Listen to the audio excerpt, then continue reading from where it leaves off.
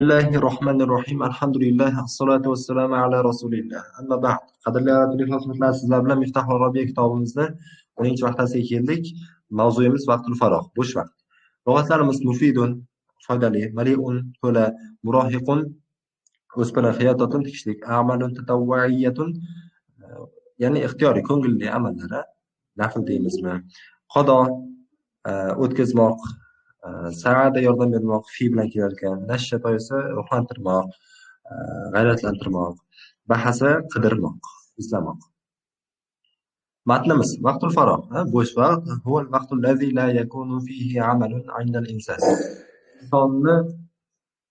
Insonni huzurida u paytda ish bo'lmaydigan vaqtdir.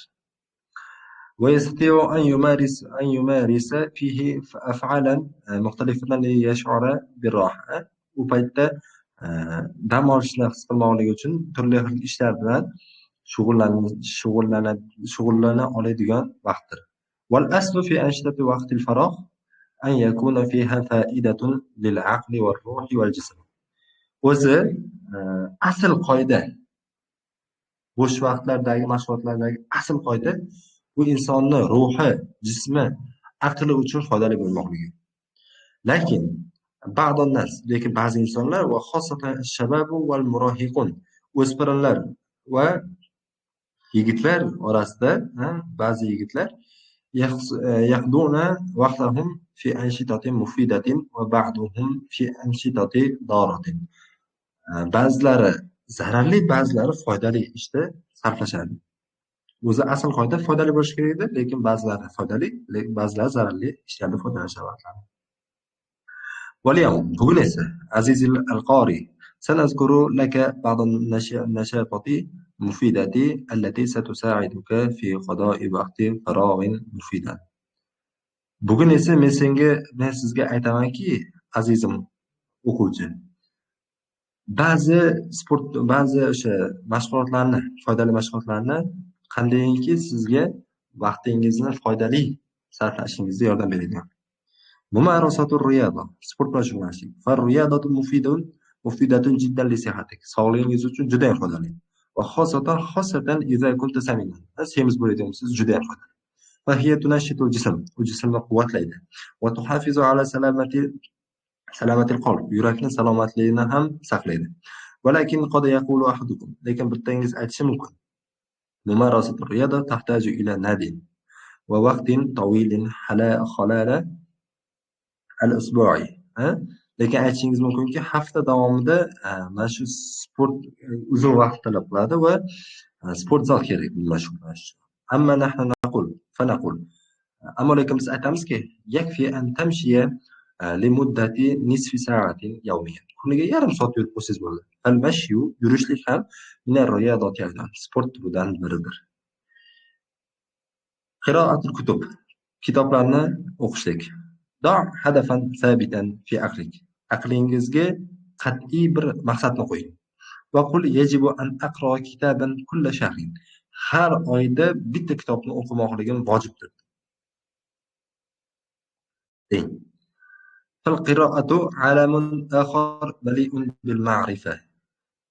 O'qishlik bilimlarga, bilim va ma'rifatlarga boy bo'lgan boshqa bir olam. Vallazi yaqra'u yata'allamu ashya'a jadida. O'qiydigan odam yangi narsalar o'rganadi. At-tahaddusu ila al-asdiqa, do'stlarga gapirishlik yoki do'stlar bilan gaplashishlik. Iftah qoimatal ittisali fi jawalika waqtar ba'd al-asdiqa'i allazina lam tattasil bihim munzu zamanin tawilin. Telefoningizda o'sha ittisol, ya'ni kontaktlarni oching va ulardan birini tanlayda, qaysiki u bilan uzoq vaqtdan beri gaplashmagansiz.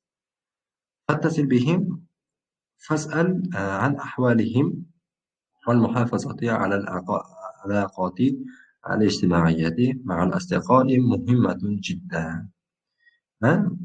Biz birlik siyg'ada javob berdik, ba'zisi deb turib bu yerda ko'plik qilar ekanmiz, ya'ni ba'zi do'stlar. O'zi ba'dol asdiqo deganda do'stlarni biri desak chiroyliroq chiqadi, lekin bu yerda o'sha ko'plik siyg'ada ishlatilgan ekan. Shuning uchun biz ham ko'plik tarjima qilamiz. O'sha do'stlaringizdan ba'zilarini tanlang ha, anchadan beri bog'lanmaganlaringizdan va u bilan bog'lan ular bilan va ularni ahvollarini so'rang. Mana shunday do'stlik aloqalari bilan ijtimoiy aloqalarga muhofaza qilishlik bu judayam muhim narsadir. Silatur rahm, ya'ni qarindosh urug'chiligini bog'lash. لديك الأهل من الأجداد والأعمام والعمات والأخوال والخالات وأنت عزيزي الغار عليك أن تزور أقاربك بانتظام. صلة الرحمة seni huzuringda ko'p ahillar bor, qarindoshlaring bor.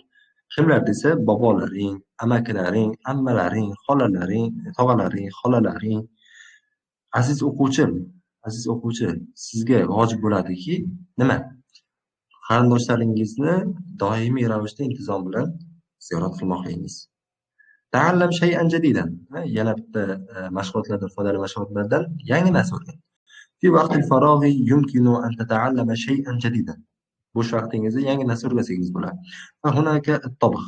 Bu yerda o'rganishingiz mumkin bo'lgan narsalar pishirish, va hayotok, tikishlik va tadris, kashtachilik, lil fatayat. Bu 3 ta anaqa hobbilar, ya'ni mashg'ulotlar ayollar uchun, qizlar uchun. Va hunaka ar-riyadatun nafi'a. Bu yerda foydali sport turlari bor.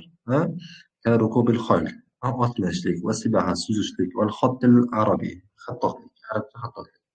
Idofatan ila bunga qo'shimcha qilishimiz mumkinki, ta'allumul lughatil arabiyya, ajnabiyya, chet tillardan birortasini o'rganishlik. Va kama yaqulul masal, zarul masal qilingandek, lughatun wahidun insanun akhar. Bitta lug'at boshqa odamdir, boshqa olamdir. Al-a'malu tatawwuyyat. في وقت فراغكم ابحث عن الأعمال التطوعية الجماعية مجانية. فالعمل التطوعي هو العمل مجاني في أعمال مفيد لفترة قصيرة. Ko'ngilli ishlar, nafl ishlar. Bo'sh vaqtlaringizda qidiring. Nimani qidiring? Ixtiyoriy o'sha ko'ngilli ishlar, ko'ngillilik amallardan qidiring. Jamoaviy bo'lsin, tekin bo'lsin. Ya'ni jamoaviy, tekin bo'lgan ko'ngilli ishlarda qatnashing. Bu ish, ya'ni ko'ngilli ish, bu shunday tekin ishki, nimada bo'ladi? Qisqa vaqt ichida foydali amallarda bo'ladi bu narsa. Ko'ngilli tekin ishlar. Masalan, mislu tanzifi shari'il hayy va zar'il ashjari fil hadaiq va taqdimi at-ta'ami lil aytam. Bu ko'ngil ishlar qanaqa bo'ladi o'zi desa, misol uchun mahalla ko'chalarni tozalash va daraxtlarni ekish va o'sha bog'larda daraxtlarni ekish va o'sha yetimlarga ovqatlarni tarqatish yoki ovqat berishlik, taqdim qilishlik.